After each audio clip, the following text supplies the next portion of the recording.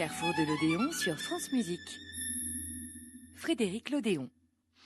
Après la Russie de Moussorgsky, je vous emmène en Chine, si vous voulez bien, avec un disque des grands maîtres du piano chinois. Donc c'est une jolie parution aussi. Alors ça peut faire sourire parce que c'est une musique qui paraît un tout petit peu, évidemment, inspirée d'une certaine époque, du début du XXe siècle français. Et puis en même temps, il faut savoir que en Chine, il y a eu de gros problèmes avec la terrible révolution culturelle. Donc le piano a survécu parce que Madame Mao Zedong aimait bien le piano, mais plein d'instruments avaient été détruits. Alors, ça a perturbé énormément de musiciens qui, quelquefois, ont été tués, d'ailleurs, tout simplement.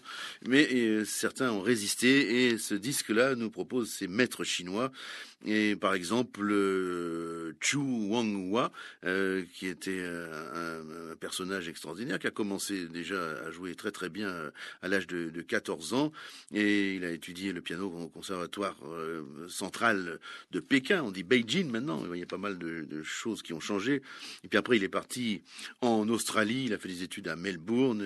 Il a continué à étudier la composition. Et puis voilà, maintenant, il est devenu docteur S musique et docteur en musique. Et il continue à être très très honoré. Et il représente maintenant l'Australie comme compositeur. Mais il est bien de naissance chinoise. Et je vous propose donc de Chu Wanghua une pièce qui s'appelle tout simplement La journée de la joie.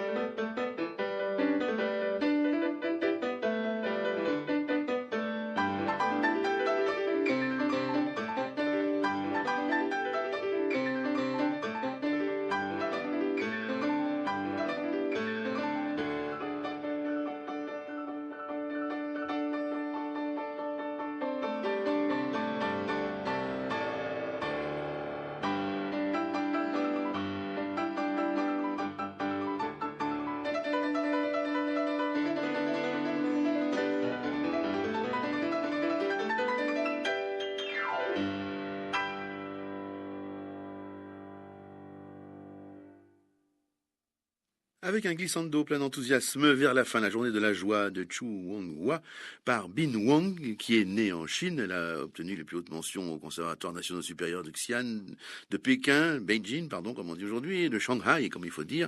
Et 8 premiers prix. Et puis ensuite, elle est allée à la Juilliard School de New York. Puis elle est arrivée en France. Elle a étudié avec pas mal de bons professeurs. Elle est allée aussi sous la direction de maître Bruno Rigouteau, qu'on salue, qu'on embrasse surtout, cher Bruno. Elle a travaillé aussi avec Laurent Cabasso et Jean-Efam Bavouzet, diplômé en masterclass au Mozarteum de Salzbourg. Bref, maintenant, une belle carrière de concertiste international s'ouvre à Bin Wang, qu'on va entendre tout de suite dans une autre pièce de Chu Wanghua, l'hymne à l'amour.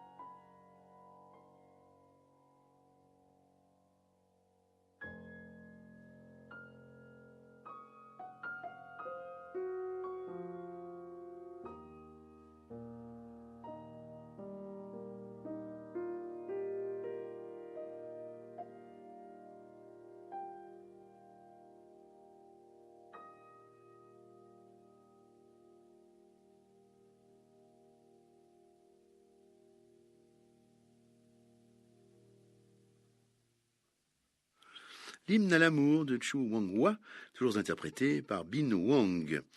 Et puis voici un autre compositeur chinois, Wang Jianzhong, qui est né en 1933, lui, qui a composé pas mal de ses œuvres durant la révolution culturelle, dite culturelle évidemment, et ça devait être très dangereux parce que la musique était bannie, bien sûr, surtout la musique inspirée par l'Occident, et cette musique, vous allez reconnaître évidemment son appartenance, ce qu'on va entendre là, la rivière Liu Wang, la rivière Liu Yang, je vais le dire mieux quand même, je m'exercer avec vous, Liu Yang, ben c'est une rivière très impressionniste puisque elle me rappelle furieusement la première arabesque de Claude Debussy. C'est évidemment un très bel exemple pour les musiciens chinois qui avaient quand même quelquefois contact avec l'Occident et qui arrivaient à obtenir quelques disques, quelques partitions. Alors voici cette jolie rivière, je me lance de nouveau, Liu Yang.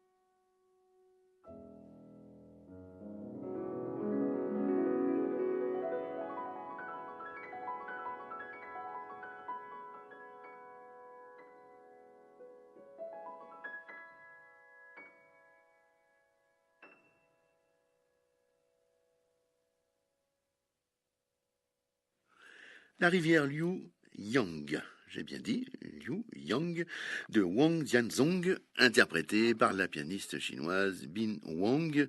Et ce disque, publié par Bayard Music, s'intitule Les maîtres chinois du piano. Donc certains ont réussi à survivre quand même à cette révolution culturelle chinoise. Et puis certains sont arrivés après aussi, bien sûr. C'était quand même plus heureux pour eux. Et on va rester sous les régimes autoritaires avec Dmitri Shostakovich et sa 5e symphonie.